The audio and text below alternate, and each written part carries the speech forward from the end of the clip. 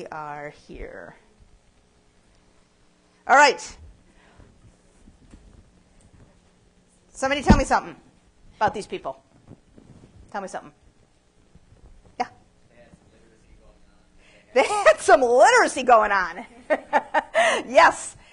They're literate, and the script is? Proto-Canaanite. Yes. And it's an alphabetic script, Proto-Canaanite. Saw a hand in the back? Say?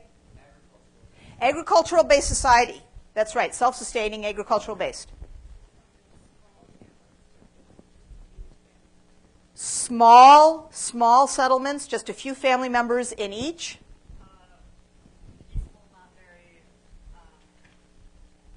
Warlike, aggressive. Lack of fortifications, no weapons, no evidence of destruction. So, yes, Alan. Collared rim store jars, what about them?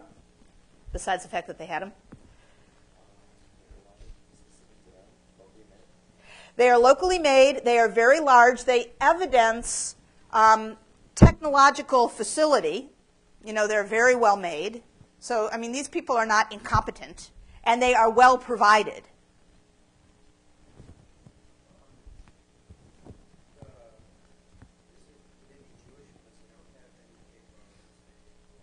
No pig bones. Let's just skip the Jewish part for right now. But it is true that the faunal evidence does not show any pig whatsoever. And that's a pretty dramatic difference from the Philistines, 1/4 of whose fauna at all of the Philistine sites is pig. Yes, Emily. With that Celtic activities in the homes, more than likely these specific high places were co-legions where everybody had to So no domestic cult. And the cult sites that we do have open air look to be the sort of places where many people could gather. They have there's a large expanse for gathering. Who are they worshiping?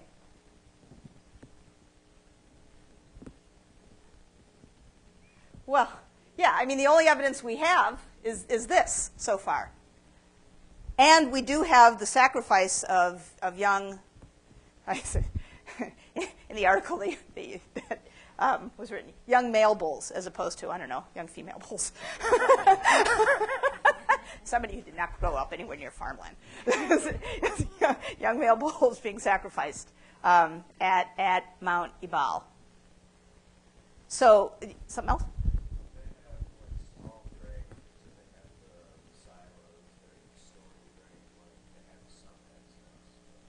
Well, they store a lot of grain. There's no evidence of trade in the sense that there are no imports found at any of these sites. No imported goods. No. Oh, okay. There's that one scarab. There's 678 sites. There's one scarab. I don't call that trade.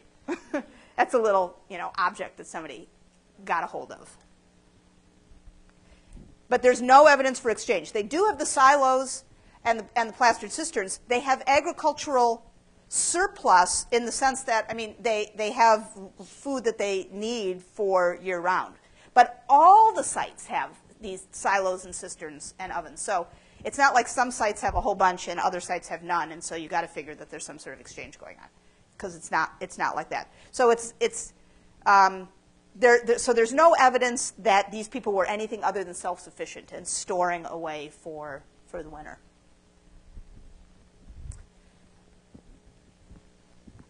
Now, a number of these elements are not new, and a number of these elements are not unique. So the 4-room house. Observe. Tel Kasile, Philistine site, 12th, 11th century. Khirbet Radana, highland site, 12th, 11th century. Same type of house. The collared rim store jars and the specific cooking pots, just a development of late Bronze Age, which is to say Canaanite store jars and cooking pots. And you're looking here at a drawing of a bunch of late Bronze Age cooking pots, and here one of these Iron 1 cooking pots. The alphabetic script is Betsarta Lachish.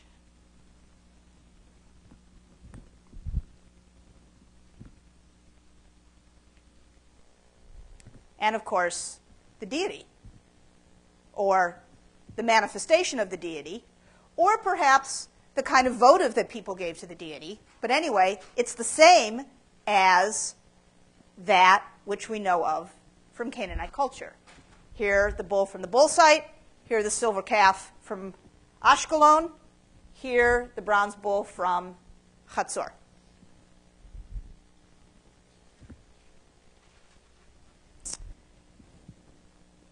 So, who are these people?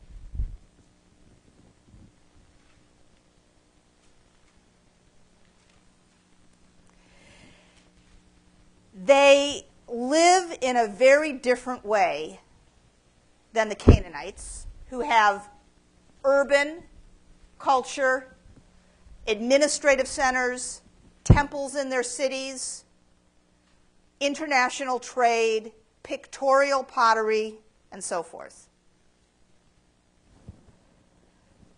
But we have evidence that they are around, these highland folks, at the same time as those Canaanites. Here's Merneptah's route at the end of the 13th century, as based on the evidence from the Cour de la Cachette.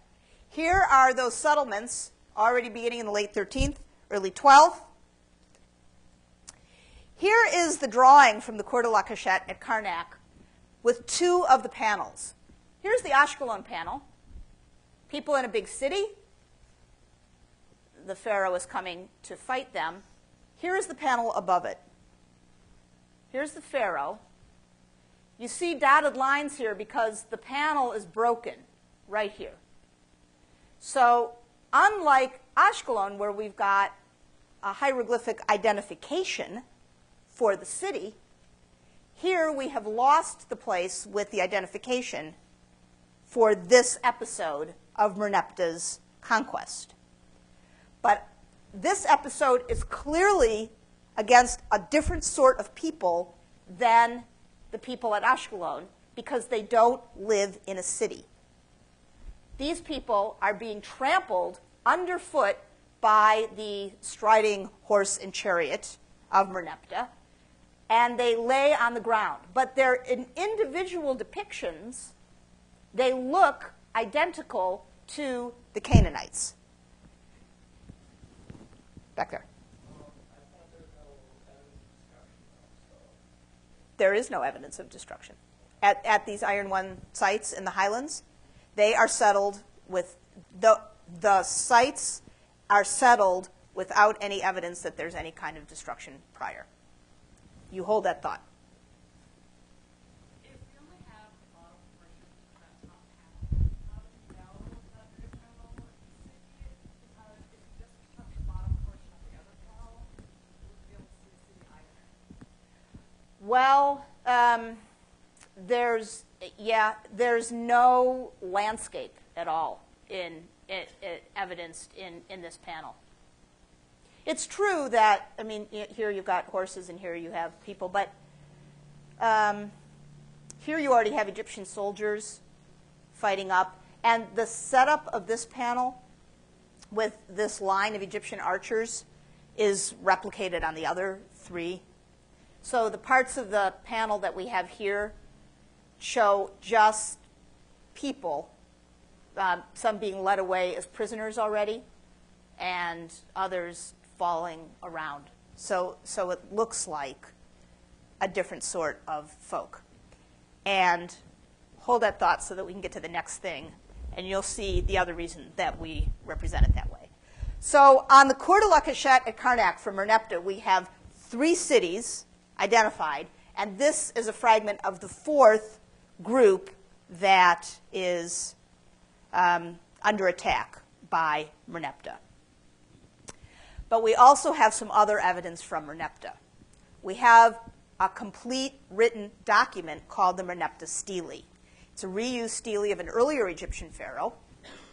So on the back of it is a whole other set of conquests and claims. And this, from Merneptah, recounts, in part, the same campaign whose pictorial record we have on the Cour de la Cachette. The same cities are identified: Ashkelon, Gezer, Yanoam, and Megiddo. And the cities are all identified in a very specific way. Egyptian hieroglyphics have what are called determinatives. And a determinative is something that tells you before the scribe starts to write the name of a place, what sort of place it is, what kind of noun it is. So in the case of a city, this is the determinative. This is the walls of a city, sort of turrets. And above it is this, which is a throw stick, which is there was aggression against a city. And then there's the name of the city. In the account on the Merneptah Stele, in the context of Merneptah having defeated the cities of Ashkelon and Gezer and Megiddo and Yanoam, there is another group who is mentioned. This group does not have a city determinative. They have the determinative of a people. And the determinative of a people without a city is two seated people, a man and a woman. That is a group of people as opposed to an established town. And the name is Israel. This is the earliest recorded mention in ancient texts. From the time of Merneptah, the very end of the Late Bronze Age, the very end of the 13th century. And on that basis,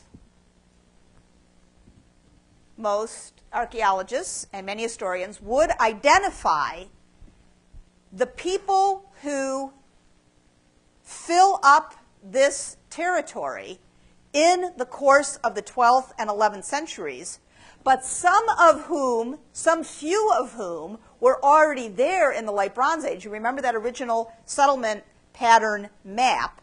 And this gets to your question, sir, you in the back. In the original settlement pattern map, there were 30, 40 settlements in this region, here, in the Late Bronze Age.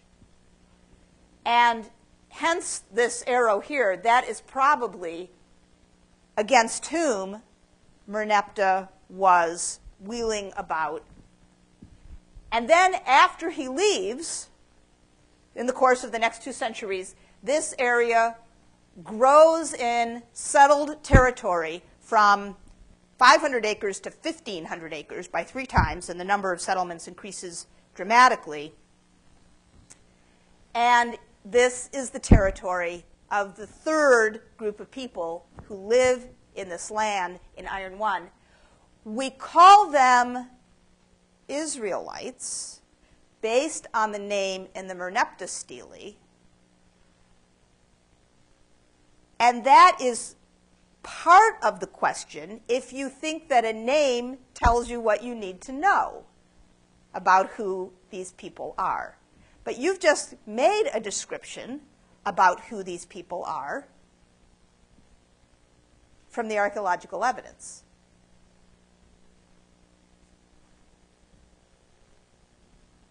Now, there are 2 basic options. The Israelites come from someplace else and newly settle here, or they are from one of the cultures that was already here, and they move into largely unoccupied territory. They have a different lifestyle. They have different settlement pattern. They have a different social organization. So in terms of their economy and their society, they are different. Now, these folks who move here cannot be the Philistines. They cannot be an offshoot of the people who settle here. Why can they not be the Philistines? This is a matter of chronology.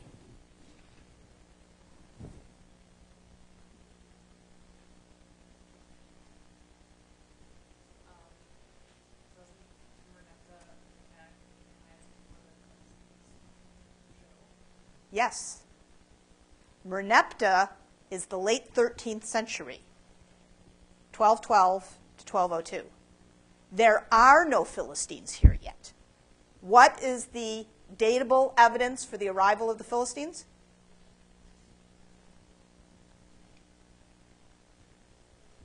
Look at your notes. What is the datable evidence for the arrival of the Philistines? What is the datable evidence for the arrival of the Philistines?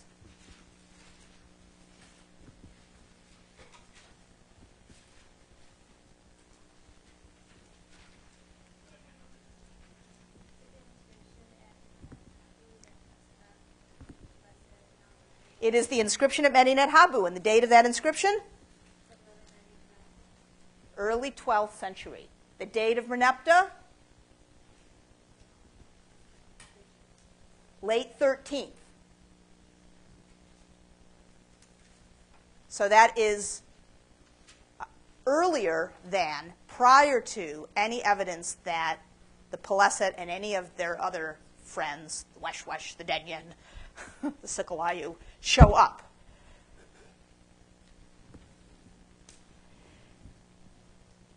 And so now you are left with two possibilities for the origin of the settlers who move into this territory. One is that they arrive from someplace completely else, and the other is that they were here all the time, but they move into a different zone, and they support themselves in a different way and organize themselves in a different way. And if it's the latter, there's really only one candidate for the people that they come from, and that candidate is the Canaanites.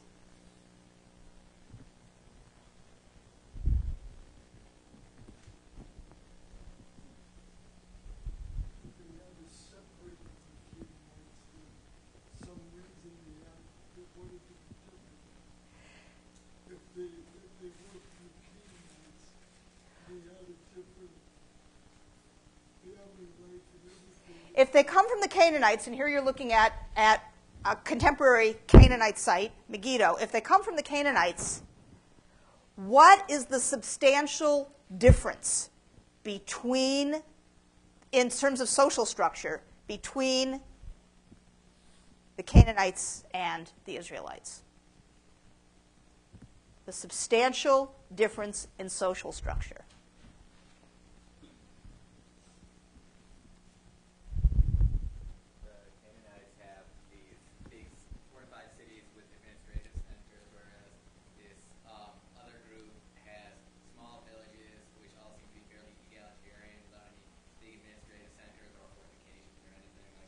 Absolutely, absolutely. They are completely differently organized politically and socially. They have small, unfortified, egalitarian settlements, subsistence agriculture, each person, multiple extended family units, no king, no large administrative complex, no temple inside the city, no state-sponsored cult like the Canaanites, no fortification. But of course, they share a couple quite fundamental similarities with the Canaanites. What's one? Oh, sorry, Nicole. The alphabet. What's another? The form of houses. What's the third? Kind of pottery. What's the fourth? The religion. The name that we have for these folks, Yisrael, that's Canaanite. Yisrael. El, the storm god of the Canaanites. El, whose female consort Elat is recorded on the walls at Sarabat al-Kadim. El, whose animal manifestation is a bull in Canaanite religion.